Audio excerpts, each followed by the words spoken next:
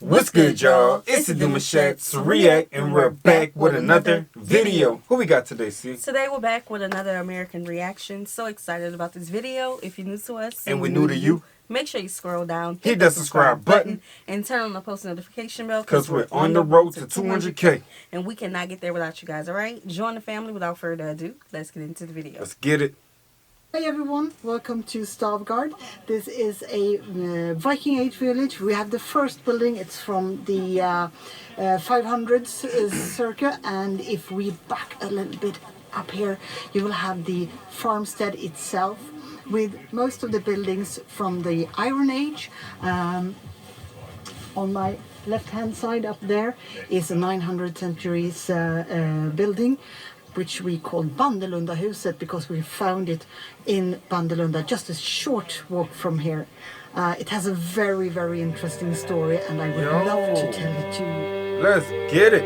Did we actually? What did we go to with you all? Was it like a fair or a get together? It was a and everybody's festival. Actually dressed like the Vikings. They had the everything. I can't name a couple things, but they had everything. Yeah, they had the gear. Yeah, 100%.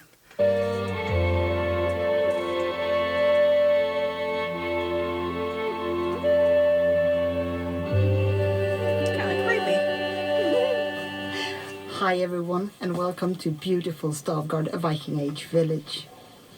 This here is a house that is built as the Vikings would live, and this house itself is actually constructed after the findings from the Bandelundaviken, which is the place where the great Stavar would have lived. Stavar buried his treasure very deep in the ground. Actually, he buried it inside. So when the archaeologists excavated his house, 4 pots of silver were found in the floor. Whoa! Come inside. That's crazy. So we're inside of a Viking Age house, and of course we do have the hearth in the center of the house. This living quarter is a bit tiny. I would say it would suit about 4 people in here.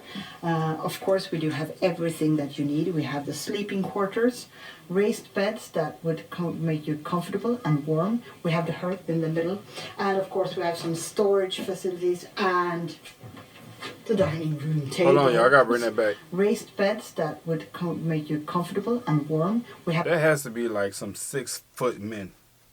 They was huge. That's a big bed. Like, I'm looking at the length of it, and I'm saying, like, if I was to lay in there, I look like I could fit the entirety of this bed, because they have to be some tall men. The hearth in the middle, and of course we have some storage facilities and the dining room table. This is built, as I said, constructed after one of the findings in this area. So we're pretty sure that the Vikings of Gotland would have lived in something looking like this. If you were not as rich and famous as Stavar himself, you would also have your cattle living in the same building. But of course you would have a door between you and the cattle, because otherwise it would be not very comfortable. The heat from the animals would, on the other hand, actually keep you warm during winter, so that's how its perks. So, welcome through. Over here we have the hearth, where we do almost all of the outdoor cooking, and we also have our beautiful smithery where our smiths are working. It does look like a hobbit house, especially with the grass growing on top. But when I look at the entrances, like, I'm thinking about how much they had to duck their heads to go in, and I'm kind of curious to know, why did they build it like that? You know what I'm saying? And another question is, I think she made one mention of keeping, the Vikings warm, but what other reasons did they keep the animals inside buildings? Their home like that. Well, the Vikings, they was pulling up and taking people's stuff. Oh, storing it possibly. Yeah, they didn't want the cattle to be, Taken back maybe. Right. Oh. Okay. Oh, I wanted to go in.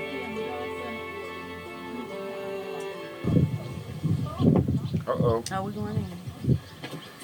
Welcome to Stavgard. This is a Viking Age village, but we do have one house that is older than Viking Age. This is a longhouse from the 500s approximately, and it's built out of massive stone walls with a huge roof. A As you can see, there's plenty of things growing on the roof as well. It's a heavy roof and it's very, very good during winter time, when this structure actually keeps you warm all winter. Let's go inside. All right, let's get it. I would kind of be scared to go underneath. I want to see the ceiling. Got some sitting areas. Okay. It's big. This house is made out of stones, of course, as you could see from the outside, but it also has a massive timber structure that keeps off the heavy roof. And it's also built with an inner roof, which makes all the smoke from the fires go up and out through the vindögon, the windows. And that makes the atmosphere down here very, very comfortable, even if you're having your fire lit. This is also the place where you would live, you would sleep, you would eat, and you would cook your food in here. But of course, this is only where you spend the dark hours of the day. Otherwise, we would spend all the time we could outside. This is actually where you can eat and sleep, and we fit in 30 or 40 people in here if we want to. Usually it's just a 10 and 20, which would be the normal population in a house like this. 10 to 20. But of course it's also That's a lot. suitable That's for a the big lot. party. Now, to me, that one was the most interesting. I know we've only seen two on Right. this video, but we have seen we've seen some other Viking stuff on the channel before, but that one was the most interesting. It seemed like it would be the one that they wouldn't have to build another home unless they had to leave, Right. so Or unless they recruited more people. right, Because 20 people inside there is a lot. right. I wonder, like, what was the relationships back then? Like, was it only, man, woman, children, or was it just the whole crew just living together? And I think that's what it sounds like. The whole crew living From my together. knowledge, that's what it sounds like.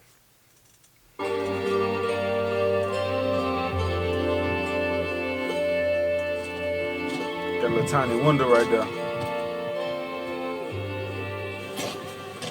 So, hi everyone and welcome to Stavgard and to my favorite house. This is actually a house that I live in when I stay here.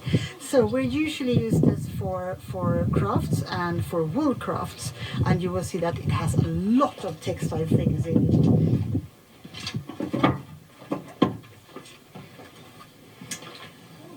This is my lovely little hearth, and of course all my wool and woolworking things.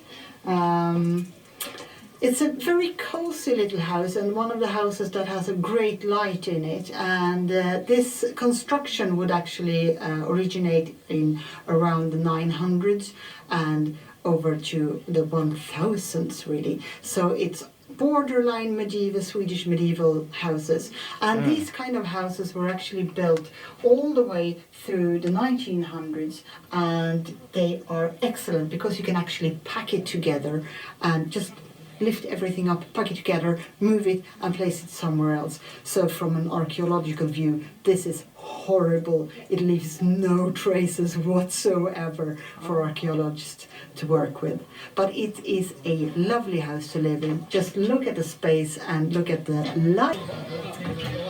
I'm actually learning how to weave Viking style, and this kind of weave would actually, if you work hard enough and long enough, be made into the Viking Age sail.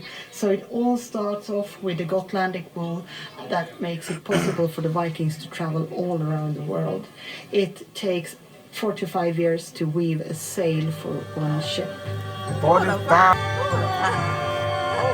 She said 45 or 45? She said 45, She see? said 4 to 5. Yo, 4 to 5 years is crazy. But if that was 45, it's like we're going to pass it down to the next generation. Child, literally. We going to finish this no matter what. Shoot.